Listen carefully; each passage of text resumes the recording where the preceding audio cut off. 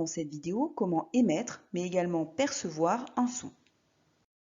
Un son est produit par la vibration d'un objet. Il peut être amplifié grâce à une caisse de résonance, comme par exemple dans une guitare, un tambour ou même la voix, où la gorge joue le rôle de caisse de résonance. Un objet, comme par exemple un haut-parleur, se met donc à vibrer pour émettre un son. Ce son va alors se propager de proche en proche jusqu'à nos oreilles. Ceci est possible par vibration des molécules présentes dans l'air. Si ces molécules n'étaient pas présentes, on ne pourrait pas entendre le son. En effet, le son se propage uniquement dans un milieu matériel, c'est-à-dire un milieu qui contient de la matière. Le son se propage à une certaine vitesse. Cette vitesse peut être déterminée à l'aide de la formule V égale D divisé par delta T. V est la vitesse en mètres par seconde, D est la distance en mètres, et delta T le temps en secondes. Cette vitesse de propagation du son dépend du milieu. En effet, dans un milieu comme l'air, à 20 degrés, le son va se déplacer à 340 mètres par seconde, alors que dans l'eau, le son se propagera à 1500 mètres par seconde. Cette vitesse de propagation dépend aussi de la température. Si on prend le milieu de l'air, à 20 degrés, donc 340 mètres par seconde, par contre à 0 degré, le son se propagera à 330 mètres par seconde. Un signal sonore peut être périodique. Cette note de piano nous donne un signal périodique. En effet, il se répète toujours de la même façon à intervalles de temps réguliers. Pour un signal périodique, il est possible de repérer le motif élémentaire, c'est-à-dire la plus petite partie de la courbe qui se répète. Voici un exemple de motif.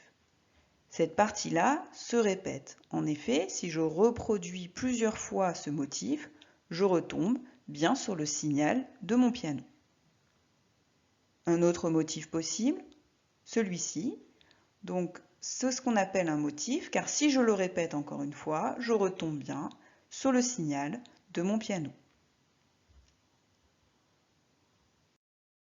On appelle la période la durée d'un motif élémentaire. Il s'agit du temps mis pour parcourir ce motif. Je vois que ce motif se finit à 20,8 millisecondes et commence à 18,2 millisecondes.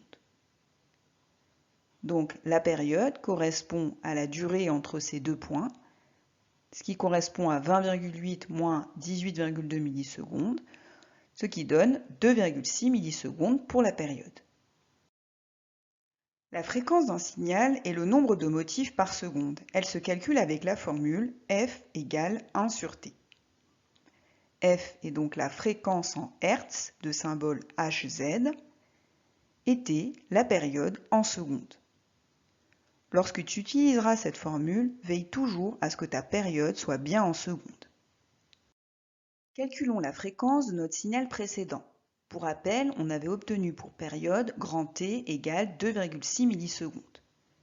Pour calculer la fréquence, il faudra utiliser la formule F égale 1 sur T. Mais pour pouvoir l'appliquer, pour rappel, T doit être en secondes. Il faut donc convertir ces 2,6 millisecondes. 2,6 millisecondes correspond à 2,6 fois 10 puissance moins 3 secondes.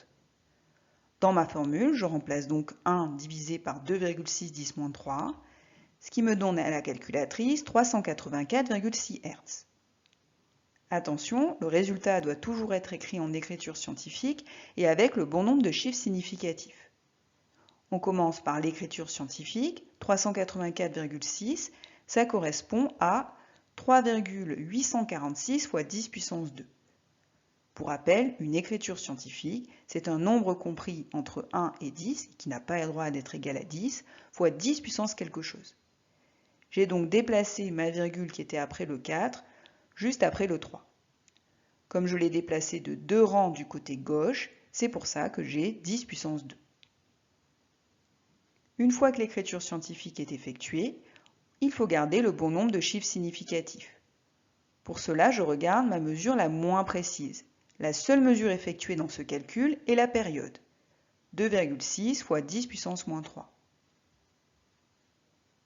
2,6 fois 10 puissance moins 3 comporte deux chiffres significatifs. Je vais donc garder deux chiffres significatifs pour ma fréquence. Le résultat s'écrira donc 3,8 fois 10 puissance 2 Hz. Si tu veux apprendre à déterminer précisément la période d'un signal sonore à l'aide d'un produit en croix, je te conseille de regarder la vidéo suivante qui est présente sur cette chaîne YouTube. Suivant la fréquence d'un son, il ne sera pas perçu pareil par l'oreille humaine. Un humain entend entre 20 Hz et 20 000 Hz. En dessous de 20 Hz, on est dans l'infrason. L'humain n'entend pas ce domaine-là de fréquence. Et au-dessus de 20 000 Hz, on est dans l'ultrason. Ce sont aussi des sons inaudibles par l'oreille humaine. Un son possède plusieurs caractéristiques. La hauteur, l'intensité sonore ou encore le timbre. La hauteur d'un son est liée à sa fréquence. Donc si tu as une question qui parle de hauteur d'un son, tu auras besoin de trouver la fréquence d'un son. Déterminant dans le cas suivant la fréquence du son. On repère le motif et la période qui correspond à la durée de ce motif. On mesure le temps du début de ce motif et de la fin de ce motif pour déterminer cette période. On a mesuré 20,4 pour la fin du motif et 15,3 pour le début du motif. Donc pour trouver la période, on fait la soustraction de ces deux nombres, ce qui nous donne 5,1 millisecondes. Pour trouver la fréquence, comme tout à l'heure, j'aurai besoin de convertir. Donc je convertis 5,1 millisecondes qui me donne 5,1 fois 10 puissance moins 3 secondes.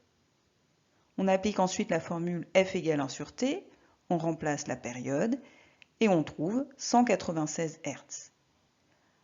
Avec l'écriture scientifique et le bon nombre de chiffres significatifs, cela nous donne 2,0 fois 10 puissance 2 Hz.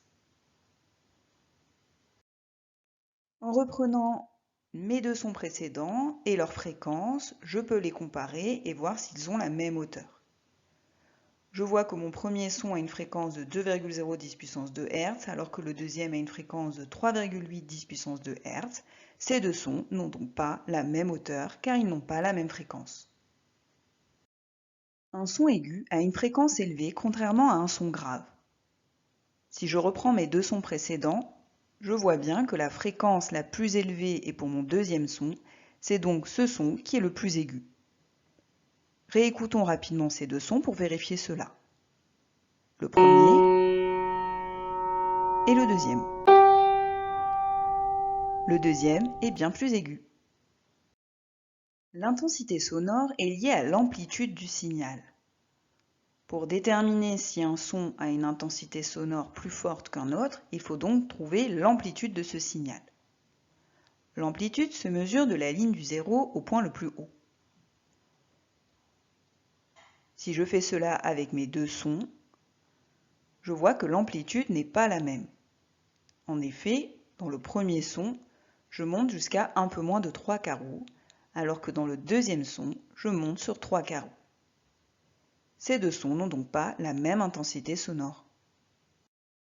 L'intensité sonore est une grandeur physique qui se note I et qui se mesure en watts par mètre carré.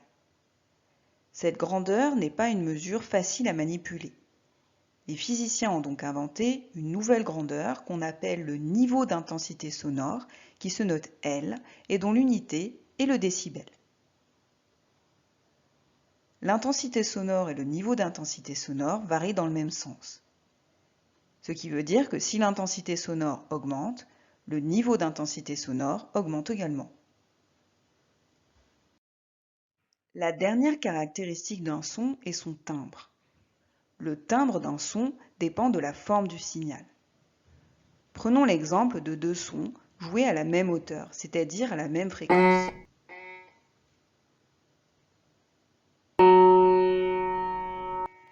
Ces deux sons n'ont pas la même forme.